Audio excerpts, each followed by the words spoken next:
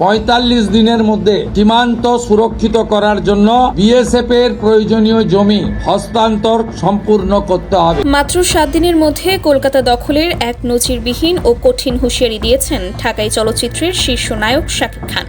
হ্যাঁ দর্শক, আপনারা ঠিকই শুনছেন।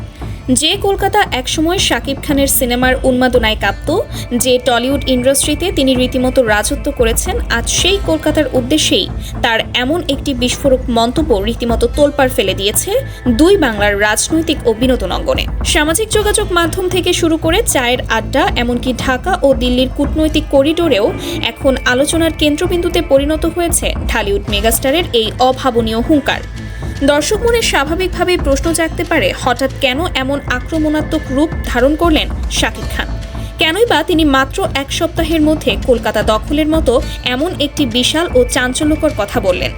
এর পেছনের কারণ খুঁজতে গেলে আমাদের দৃষ্টি ফেরাতে হবে ভারত বাংলাদেশ সীমান্তের বর্তমান উত্তপ্ত পরিস্থিতির দিকে।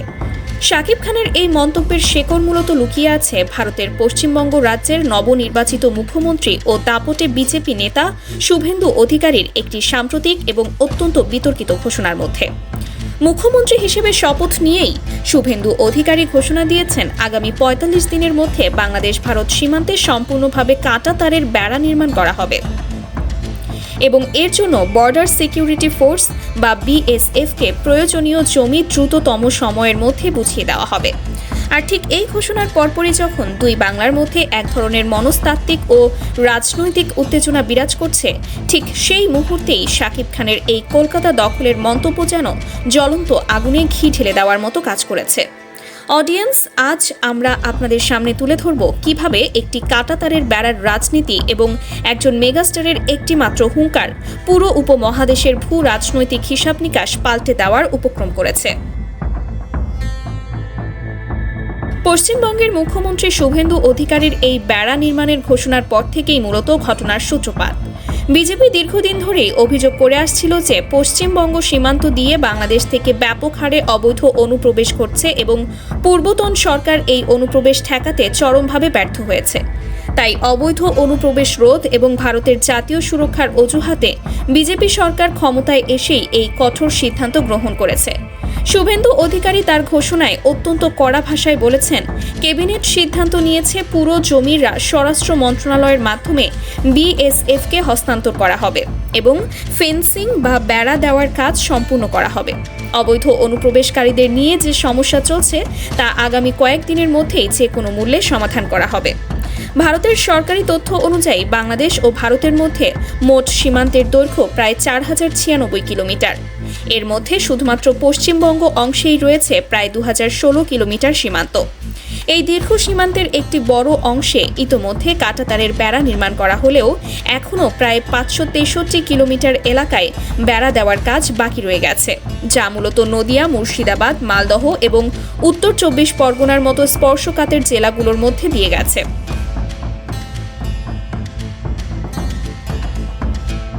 এই বাকি থাকা 563 কিলোমিটার অংশে দ্রুত বেড়া নির্মাণই এখন পশ্চিমবঙ্গ সরকারের প্রধান লক্ষ্য। আর এই কাঁটাতারের রাজনীতি যখন চরম আকার ধারণ করেছে, তখনই দৃশ্যপটে আবির্ভূত হয়েছেন সুপারস্টার শাকিব খান। তিনি তার এই মন্তব্যের মাধ্যমে মূলত একটি শক্তিশালী বার্তা দিতে চেয়েছেন যে কাঁটাতার দিয়ে হয়তো ভৌগোলিক সীমানা ভাগ করা যায়, কিন্তু দুই বাংলার মানুষের আবেগ, সংস্কৃতি এবং আধিপত্যকে কোনো বেড়া দিয়ে আটকে রাখা যায় না। শাকিব খানের এই কলকাতা দখল বলতে তিনি হয়তো কোনো সামরিক দখলের কথা বোঝাননি, বরং তিনি বুঝিয়েছেন মনস্তাত্ত্বিক, সাংস্কৃতিক এবং বক্স অফিসের দখলের কথা।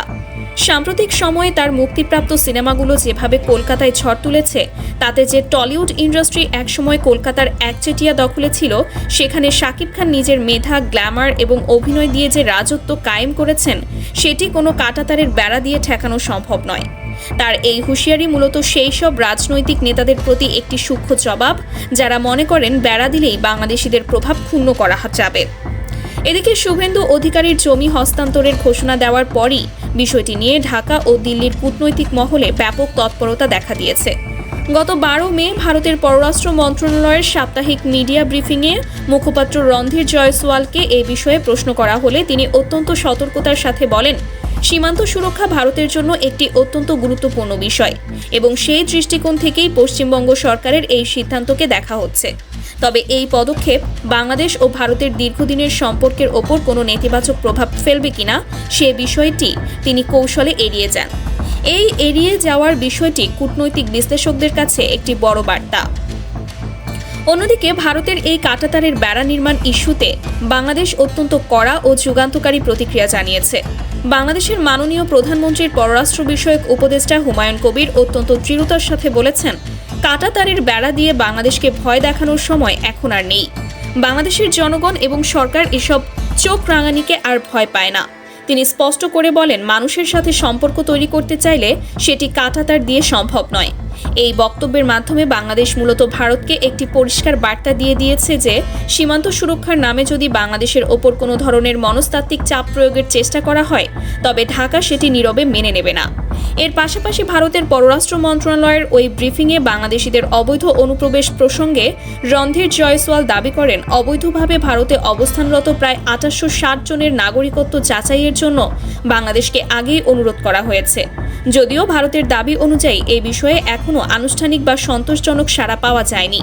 এই ৮৬০ জনের ইস্যুটি দুই দেশের মধ্যে দীর্ঘদিন ধরে চলমান একটি অমীমাংসিত সমস্যা।